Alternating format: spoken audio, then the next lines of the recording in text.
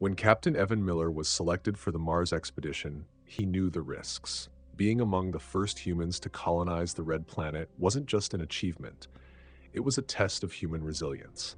The mission was meant to be a team effort, but when things started to go wrong, Miller was the one left behind. The mission had started out like any other. The crew, a diverse group of scientists, engineers, and astronauts, landed safely on Mars and began their exploration. They set up the habitat module, conducted experiments, and documented the strange, barren landscape. But after 2 months on Mars, an unexpected solar flare hit. The flare was massive, knocking out their communications and severely damaging their equipment. With the storm worsening, the mission commander made the difficult decision to abandon the base. Miller, the only one who was deemed expendable due to his role as a backup, was left behind. They promised to return in a year once the situation stabilized. As the crew lifted off in their escape vehicle, the last thing Miller saw was the faint glow of their thrusters disappearing into the black void of space. At first, loneliness didn't bother him. The barren expanse of Mars felt oddly comforting, and he threw himself into maintenance tasks, repairing damaged systems and keeping the habitat running. But as the days passed and Mars's stark silence grew more suffocating, a creeping sense of unease started to settle in. The nights on Mars were longer than expected. Even with artificial lighting inside the habitat, the quiet, desolate world outside seemed to stretch forever, broken only by the faint hum of the station's life support systems. It started small, an occasional scraping sound as if something was gently brushing against the exterior of the habitat. He dismissed it as nothing more than the cold Martian winds, or perhaps some machinery shifting in the cold. But as the weeks wore on, the sounds grew louder, more distinct. Scratching, thumping, tapping, always at night. Miller tried to convince himself it was the wind. Mars had little atmosphere, but the dust storms could create strange noises. Still, something about the way the sounds echoed around the habitat felt wrong, almost as if someone or something was outside, intentionally trying to get his attention. One night, he was lying in his bunk, unable to sleep. The sounds came again, but this time they were different. It wasn't a random thumping or scraping. There was a rhythm to it, slow, deliberate, like footsteps in the dust. Miller sat up, his heart pounding. He tried to dismiss the fear creeping into his chest. "It's just the wind," he whispered to himself, but the sound was too deliberate to be natural. The next morning, he checked the exterior cameras, scanning the Martian horizon. There was nothing.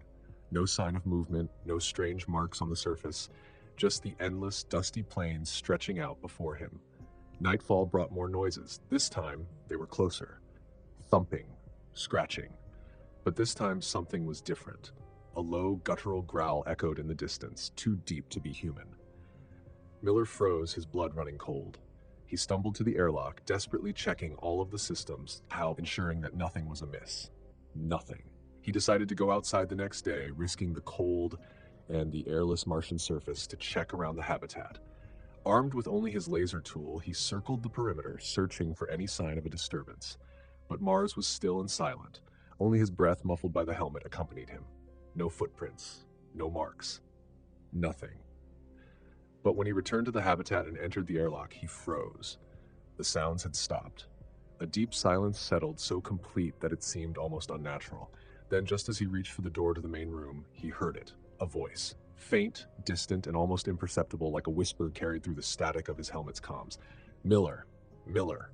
His heart skipped a beat. He immediately grabbed the radio. "This is Miller. Is anyone out there? Command? Can you hear me?" Static. Silence.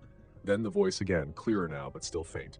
"Miller, it's time to join us." A chill ran down his spine. That voice didn't sound human. It was cold, mechanical, as if it had been distorted by time or space, or something far worse.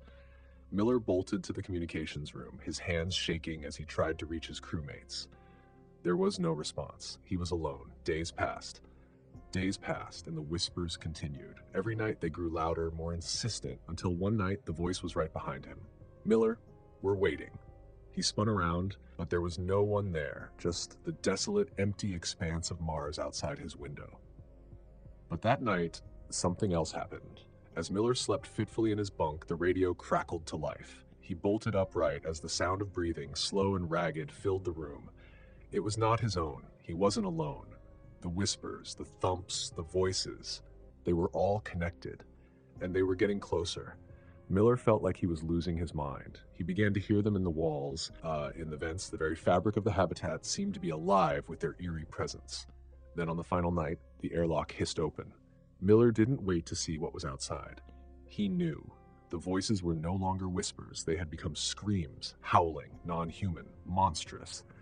He grabbed the emergency gear, shoved open the airlock, and ran into the Martian night. But there was no escape. The planet had already claimed him. And in the silence of Mars, the whispers continued to echo. The crew never came back for him. No one ever heard from him again. The mission was officially labeled a failure. But on Mars, something waits in the darkness, something that wants to be heard.